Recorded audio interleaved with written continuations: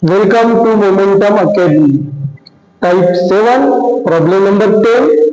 Tan inverse in bracket root 1 plus cos x upon 1 minus cos x. Solution: y is equal to tan inverse in bracket root 1 plus cos x upon 1 minus cos x.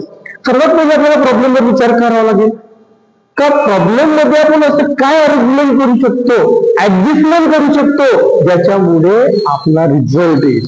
म्हणजे पहिले problem वर विचार करावा लागेल. Okay, y equal to tan inverse root 1 plus cos x upon root 1 minus cos x. Okay, तर तुमच्याकडे 1 plus cos x चा formula आहे आणि 1 मायनस cos x चा फॉर्म्युला आहे. डायरेक्ट मिळतो आपल्याला. ओके, मग काय करू इथे आपण फॉर्म्युला जर घेतला तर 1 plus cos x is equal to 2 sin square x by 2 आणि सेकंड आहे 1 minus cos x is equal to 2 sin square. इथे पहा, इथे cos घ्यायला लागेल आपल्याला. काय घ्यावं लागेल? cos स्क्वेअर x बाय 2 आणि इथे sin स्क्वेअर x बाय 2. आपल्याला दोन गोष्टी सर्वात पहिले लक्षात ठेवावं लागेल की जर 1 प्लस cos x मध्ये प्लसचं जर रिलेशन असेल तर 2 cos स्क्वेअर x बाय 2 येते आणि मायनसचं जर रिलेशन असेल तर 2 sin स्क्वेअर x बाय 2 येते. Okay, 1 plus cos x 2 cos square x by 2 1 minus cos x equal to 2 sin square x by 2. आता तुम्हाला जर होमवर्क देतो म्हणलं प्रॉब्लेम मध्ये देतो मला याच्यामध्ये तर फक्त अँगल बदलतो. इथे 2x 2x 3x 3x 4x 4x. Okay, odd number असेल तर बाय 2 प्रेझेंट होते, इव्हन नंबर असेल तर बाय 2 कॅन्सल होते. आता इथे काय करू आपण? y is equal to tan inverse. Okay, route मध्ये 1 प्लस cos x चा formula 2 cos square x by 2 2 cos square x by 2 आणि डिवाइड मध्ये 1 मायनस cos x चा formula 2 sin square x by 2 bracket close. So y is equal to tan inverse bracket two get cancel.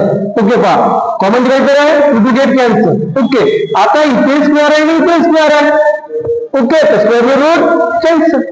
आता इथे hole breaker करू शकतो ना आपण, but आपल्याला जेव्हा कळते माहित आहे की इथे स्क्वेअरने रूट कॅन्सल आणि स्क्वेअरने रूट कॅन्सल, कारण मल्टिप्लाय डिवाइड मध्ये रूट सेपरेट करता येते. रूट काय करता येते?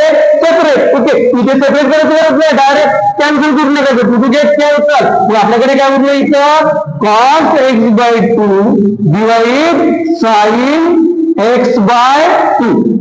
Okay, to get cancel, square root cancel. Okay, मग आपल्याकडे काय राहील? सिंगल मध्येच राहील cos x बाय 2 पण sin x by 2. So y equal to tan inverse okay cot x by 2. Okay, y is equal to tan inverse cot x by 2. tan inverse cot cancel होते का? नाही, same पाहिजे आपल्याला. Okay, मग आपल्याकडे formula आहे ना सेम करायसाठी, तर मग इथे काय करू आपण? y is equal to tan inverse okay tan pi by 2 minus x by 2. Okay, काय घेतलं आपण? y is equal to tan inverse okay in bracket tan. Okay, आता इथे ब्रॅकेट क्लोज करा. ओके, तर इथे काय केलं आपण? y is equal to tan inverse tan pi by 2 minus x by 2 म्हणजे ते फॉर्म्युला मध्ये घेऊ शकतो आपण. ओके, काय घेऊ शकतो या ठिकाणी? cot okay x so is equal to tan pi by 2 minus x आणि त्यानंतर तो cot pi by 2 minus x. मग tan inverse tan get cancel. So y is equal to pi by 2 minus x by 2 pi by 2 minus x by 2. आता आपला problem differentiate करणे झाला. आपण differentiate with the respective to x.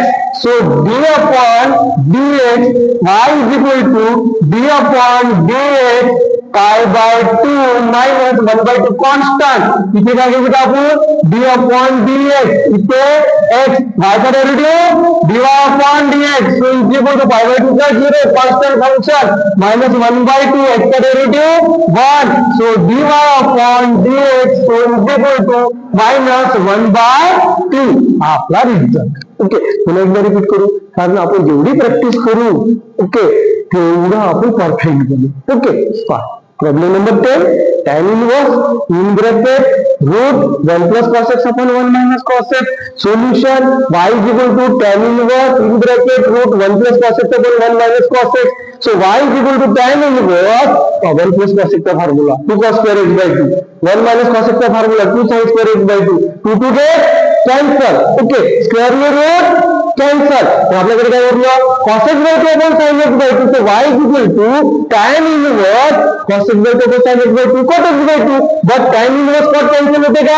नाही, याचा formula नाही आपल्याकडे आहे, तर आपल्याला काय कन्वर्ट करावं लागेल, cot ला tan मध्ये कन्वर्ट करावं लागेल. Okay, pi by 2 minus x by 2 म्हणजे cot x by 2 मध्ये काय होते tan pi by 2 minus x by 2. आता tan inverse can get cancel. Tan inverse can get cancel. So y is equal to pi by 2 minus x by 2. Y is equal to pi by 2 minus x by 2. आता आपला problem काय झाला, differentiate करता येईल झाला आहे बरोबर. तर आता आपण डिफरन्शिएट करू शकतो त्याला. तर मग डिफरन्शिएट करायचं अगोदर स्टेटमेंट कोणती लिहित असतो आपण, differentiate with respect to x.